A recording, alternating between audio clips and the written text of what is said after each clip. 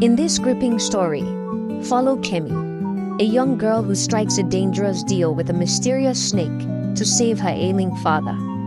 As she grapples with guilt and fear, Kemi must face the consequences of her choices and the secrets that threaten to tear her family apart.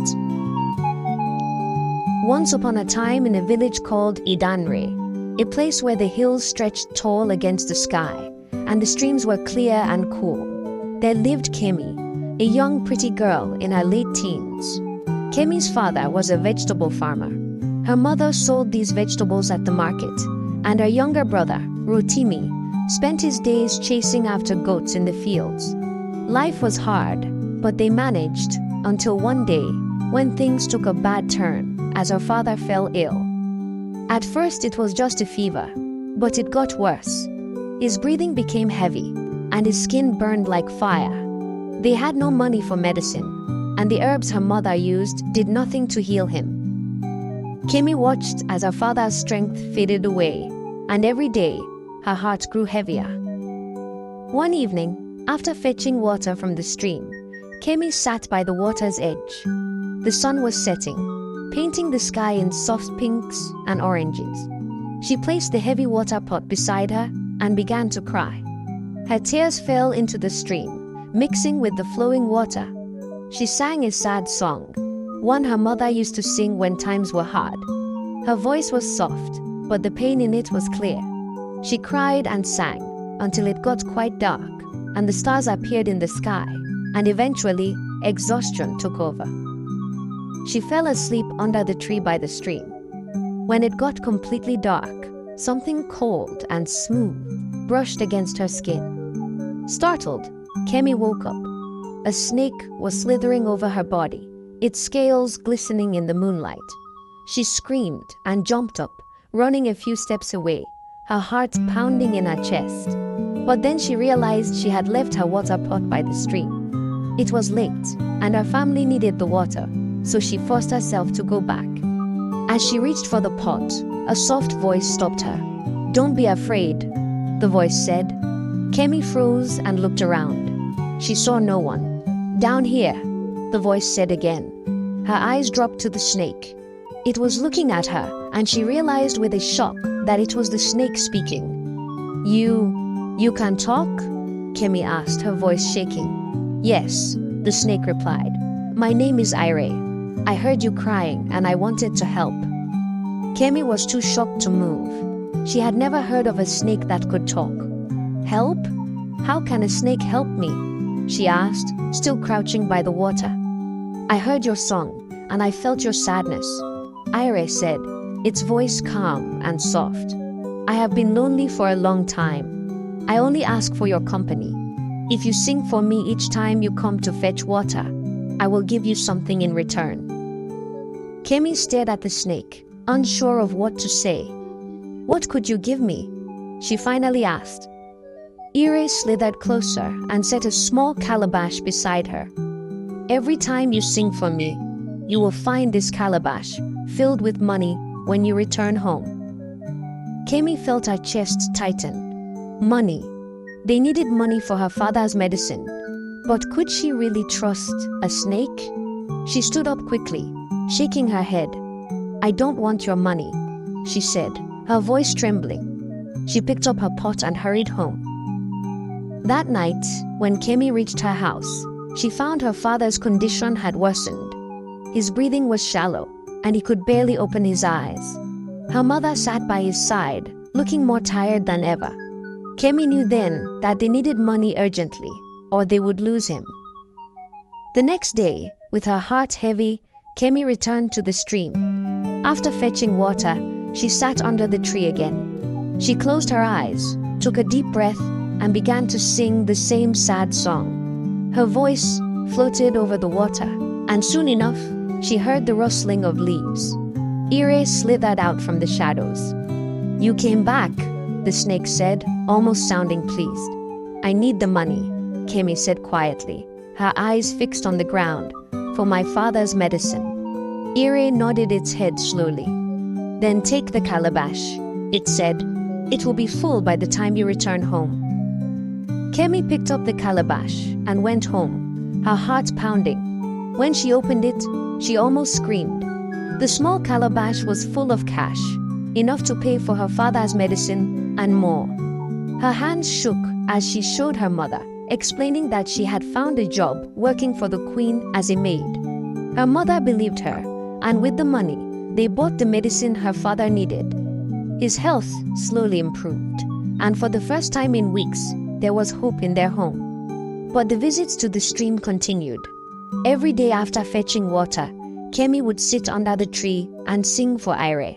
And every evening, when she returned home, the calabash would be filled with money. Her family stopped asking questions, but they wondered how she had found such a good job. One day, however, her father's health took a sudden turn for the worse. He grew sicker than ever, and the medicine they had was no longer enough. They needed more, and they needed it fast. The next evening, Kemi went to the stream, her heart heavy with worry. After she sang, Ire emerged as usual, its eyes watching her closely. Kemi swallowed hard and said, "I need more money.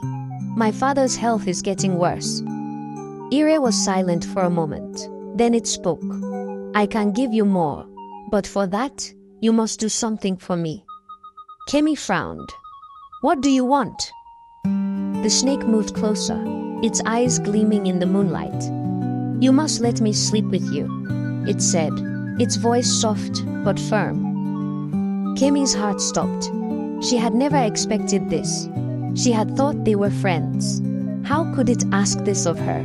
She was a virgin, and the idea of lying with a snake terrified her. She shook her head, unable to speak at first. "I can't," she whispered. But then she thought of her father lying sick at home, struggling to breathe. She had no other choice. Her father needed the money, and without it, he would die. Tears filled her eyes as she nodded. "I'll do it." Ire slithered back into the shadows, and when it returned, it gave Kemi a larger calabash. "Tomorrow night," it said, "come back, and we will seal our agreement." The next night, Kemi prepared herself. She went to the stream, her legs trembling. She sat under the tree, waiting for the darkness to fall. When night came, Ire appeared, its body long and sleek. Slowly, it crept between her legs, and Kemi clenched her fists, biting her lip to keep from crying out. It was painful, and tears ran down her cheeks as the snake coiled around her. When it was over, Kemi gathered her clothes and ran home, crying all the way. The large calabash was waiting for her, full of money. But this time, the price felt much too high. Kemi cried all the way home that night. She felt ashamed and dirty. She had done something she never imagined she would do. And for what? Money. Her father's life. But the guilt weighed on her, and the tears wouldn't stop. When she got home, her mother was sitting outside, peeling yams for dinner. "Kemi, are you all right?" her mother asked, her face lined with worry. "I'm fine, Mama," Kemi said, forcing a smile. She didn't want to worry her mother more than she already was. "I just had a long day." She slipped into her room and lay on her mat, curling into herself. That night, she didn't sleep. She kept thinking about what had happened at the stream, about Ire, the snake, and how she had let it take advantage of her. Her father's health was improving, but at what cost? She felt trapped, like she had sold her soul for a handful of coins. Days turned into weeks, and her father got better. He could walk again, and his strength was returning. Kemi's family was happy, but she wasn't. Every night she went to the stream, sang for Ire, and lay with it. Each time, it got harder to hide her pain. The money kept coming, but she didn't care anymore. She just wanted it to stop. One evening, after another painful night with the snake, Kemi told Ire, "I don't need your money anymore. My father is well. We have to stop." Ire's cold eyes watched her. "If we stop, your father will become sick again," the snake said simply. Kemi's heart sank. "But he's healthy now," she protested. "He doesn't need anything more. If you stop coming to me, he will fall ill again. Ire repeated, its voice calm but final. Kemi felt like the ground had been ripped from under her feet. She had no choice. If she stopped, her father would suffer. She cried for hours by the stream that night, wondering what she had gotten herself into. She had thought the deal would save her family, but now it seemed like a curse. The weeks passed, and Kemi continued going to the stream every night. She sang for Ire, and the snake slithered between her legs, cold and heavy. Each time it hurt, but she kept going because of her father. But one night, everything changed. Her little brother, Rotimi, had noticed her sadness. He was small but clever, and he had always looked up to his big sister. That evening, he heard her crying in her room. He knocked on her door. "Sister, what's wrong?" Rotimi asked, his small voice full of concern. "Nothing, Rotimi," Kemi said quickly, wiping her tears. "Go to bed." But Rotimi wasn't convinced. He could see the sadness in Kemi's eyes, and he knew something was wrong. So, the next evening, he decided to follow her. He didn't tell anyone, not even their mother. He just watched as Kemi left the house with her water pot, and then he quietly followed her through the trees, staying out of sight. Kemi didn't notice him. She walked to the stream as usual, set down her pot, and sat under the tree. Rotimi crouched behind a large rock, peeking out just enough to see what his sister was doing. Kemi started to sing, her voice soft and sad. It was the same song she always sang when she was upset, the same one their mother used to sing. Rotimi watched her closely, but nothing seemed unusual. Maybe she was just sad. Maybe that was all. But then, as the sun began to set and the sky turned dark, Rotimi heard Kemi speaking. "Please," Kemi said, her voice low, "take it easy tonight. I'm tired." Rotimi frowned. Who was she talking to? He peeked around the rock, his eyes wide with curiosity. That's when he saw it. A long, dark, green snake was slithering out of the bushes, moving towards Kemi. Rotimi's heart pounded in his chest as he watched, frozen in place. Kemi didn't look scared.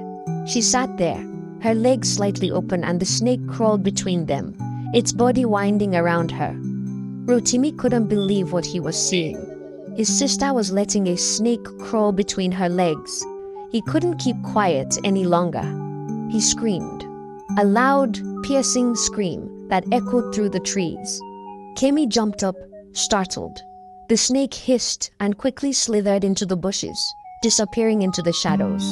Kemi's heart raced as she looked around, her eyes landing on Rotimi, who was staring at her with wide, terrified eyes. "Rotimi!" Kemi shouted, her voice shaking. "What are you doing here?" Rotimi's face was pale. What were you doing?" he asked, his voice barely a whisper. He was trembling, his eyes still wide with fear. Kemi felt like she was going to faint. She didn't know what to say. How could she explain this? How could she tell her little brother that she had been lying with a snake for money? "Rotimi, listen to me," she said, stepping towards him, her hands shaking. "I can explain." But Rotimi didn't wait to hear the rest. He turned and ran, his small feet kicking up dust as he raced back home. Kemi stood there, frozen, tears streaming down her face. She had kept this secret for so long, but now it was out. What do you think of this amazing story?